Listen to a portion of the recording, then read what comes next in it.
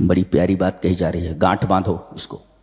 وَيَسْتَجِيبُ الَّذِينَ آمَنُوا وَعَمِلُوا الصَّالِحَاتِ وَيَزِيدُهُم مِّن فَضْلِهِ۔ اللہ دعاؤں کو قبول کرتا ہے اچھے عمل کرنے والوں کی۔ ہے ایک مفسر اس پہ لکھتا ہے، کلما زاد ایمانک اسرعت اجابتک۔ آپ کا ایمان جتنا بڑھتا جائے گا اتنی ہی زیادہ آپ کی دعا جلد قبول کی جائے گی۔ بعض لوگ ہوتے ہیں دعا کرتے ہیں اور جلدی قبول نہیں ہوتی تو کہتے ہیں دعا قبول ہی نہیں ہو رہے۔ اللہ کے بندے، اب ایک تیر چلانے والا ہے، اس نے کافی پریکٹس کی ہوئی ہے جی، تو وہ اگر نشانہ لگائے گا تو تقریباً اس کا ہر تیر ٹارگٹ کو پکڑ لے گا، ٹارگٹ کو چھو لے گا۔ اور ایک آدمی تیر چلانے میں ماہر ہی نہیں ہے تو کوئی تیر لگے گا کوئی تیر نہیں لگے گا۔ یہ تو ایک بدیہی بات ہے، اس پر کوئی دلیل قائم کرنے کی ضرورت نہیں ہے۔ تو وَيَسْتَجِيبُ الَّذِينَ آمَنُوا وَعَمِلُوا الصَّالِحَاتِ، اللہ قبول کرتا ہے ایمان اور عمل صالح کرنے والوں کی دعاؤں کو جی۔ اس کا مطلب یہ ہوا کلما زاد ایمانک اسرعت اجابتک، جتنی زیادہ تیرے ایمان کے اندر بڑھوتری ہوگی، تیرا ایمان بڑھے گا اتنی ہی جلدی، ایمان جتنا بڑھا، ایمان میں زیادتی ہوئی، اتنی جلدی تیری دعا قبول ہوگی، یہ فرمایا گیا۔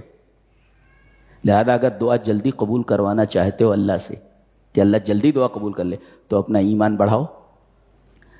اچھا، اور بہت جلدی آپ کو اپنی دعا قبول کروانی ہے، بہت جلدی، تو آپ کسی اجنبی آدمی جس کو آپ پہچانتے نہ ہوں چپکے سے اس کی مدد کر دیں جی، بہت جلدی دعا قبول ہو جاتی ہے۔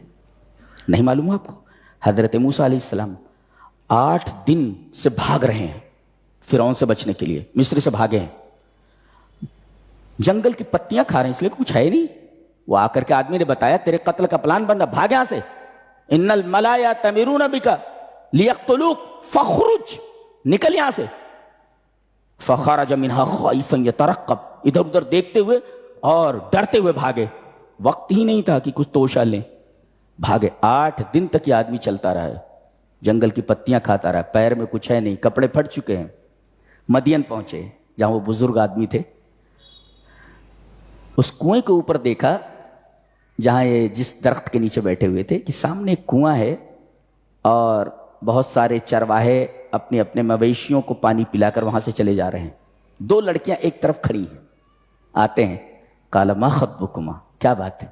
تو انہوں نے بتایا کہ یہ چرواہے طاقتور ہیں اور یہ کنویں سے اپنے مویشیوں کو پانی پلا لیتے ہیں، اس پر وہ ڈھکنا ڈال دیتے ہیں، تو کبھی کبھی ہم لوگ بھی پلا لیتے ہیں مویشیوں کو۔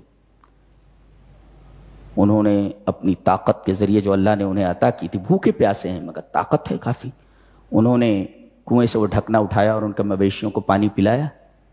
اور اللہ فرما رہا ہے کہ انہوں نے پانی پلا دیا، شکریہ کے لیے بھی وہاں نہیں ٹھہرے، فسقا لہما ثم تولی الی الظل، پھر وہ جو سایہ دار درخت تھا اس کے نیچے جا کر کے بیٹھ گئے اور دعا کر رہے ہیں، رب انی لما انزلت الی من خیر فقیر، میرے رب میں فقیر ہوں تیرا۔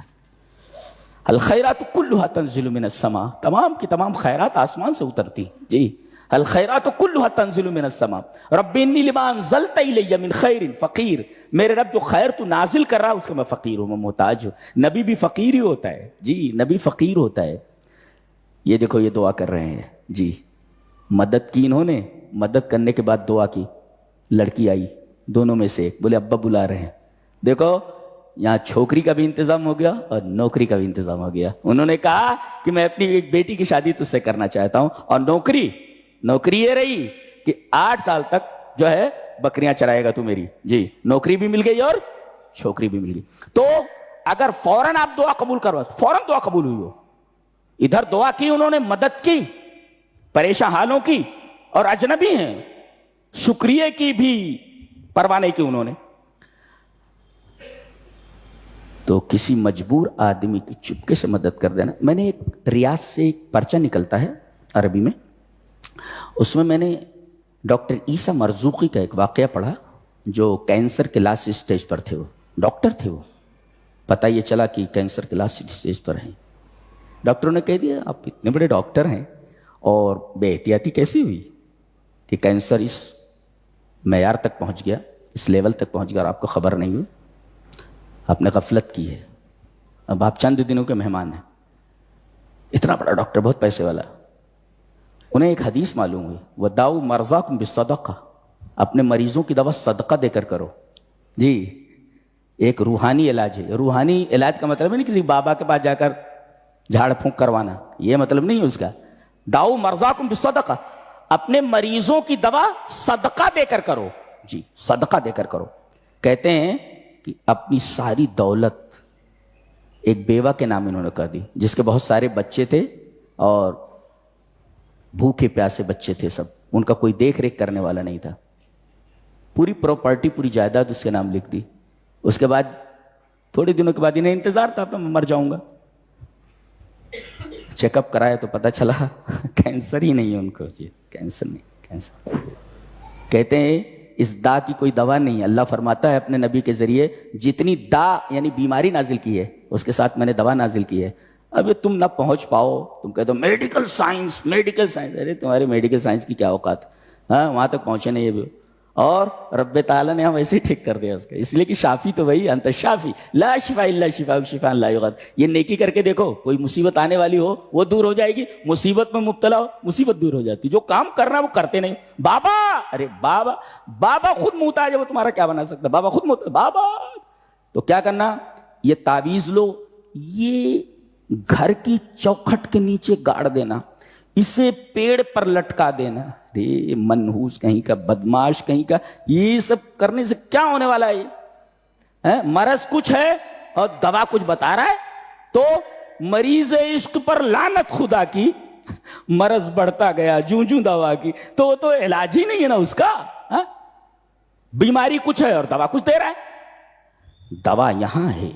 جی بداؤ مرضاکم بالصدقہ. تو جتنی جلدی آپ جو ہے اللہ سے دعا قبول کروانا چاہتے ہیں تو اتنا ایمان آپ بڑھائیے. Subscribe my channel.